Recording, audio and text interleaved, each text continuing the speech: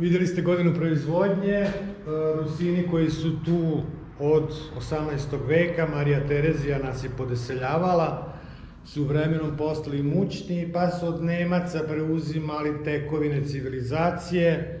Moji su u Austro-Ugarskoj valjda nekako od zemlje, svi smo zemljoradnici, vidite traktor.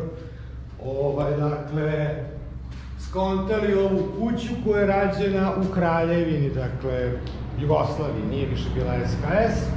To je tako oslikano. Ajmo dvorište.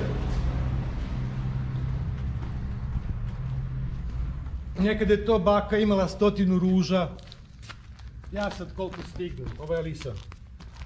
Mislim da jeste, ako ima oba plava oka. To je moja ekipa s kojom živim. Tu se kupamo u kadi. Da, moji su živjeli na salašima. Ove kuće su služile čisto u centru da se vidi ko je gazda. Ima tu nekih prepravki. Drugar kaže da je ovo najbolja soba u Krsturu. Vole ljudi da sede, vidi se ono kao krš. Ajmo, ovo je neka radna prostorija, neinteresantna. Ovo je kupatilo novijeg datuma koje je moj umetnik mladić neki oslikao.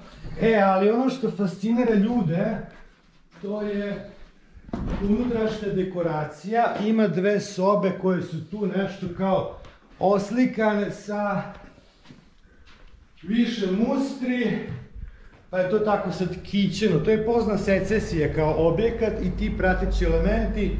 Majstori su bili iz Kucure ili Torža, Savino selo, tu u komšiluku, dakle Nemci. A moji Rusini su ono kokulaci izgubili zemlju u Titovoj Jugoslaviji, ali eto, ostale kuće, ti elementi. Preci, babe, dede pomreše, bilo je tu spajanje kapitala.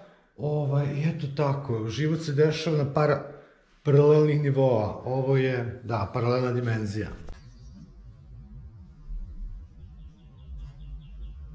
Deda je tu sa roditeljima, Julijan, to je slika od pred 100 godina, 919, to je roditelji, imaju 18 i 19, da, to je pradeda bio je zet u ovoj kući, Olejara, da.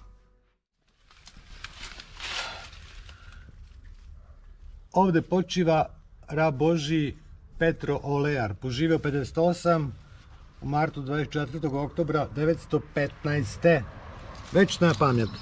To mi dođe od Čukunde Dećale, a znam i njegovog svekra, on je bio prvi vlasnik ove kuće. Ovaj iz Kucure je bio se tu priženio.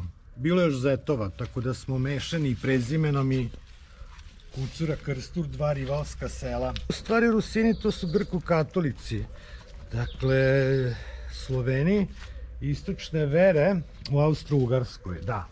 Teritorija Slovačke, uglavnom Karpata, jeste taj areal gde nemaju matičnu državu, bila je 39. kad je Hitler raskomadao Čehoslovačku, pa smo imali gde je Sudete uzeo, Češka, Slovačka i Karpatska Rus.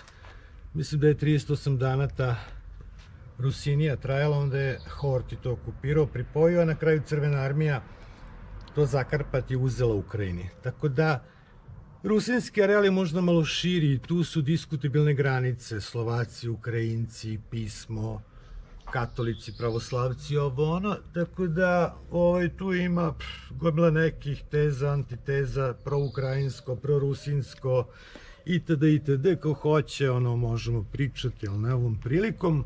Ne sećaju se Rusini kojim su putevima došli.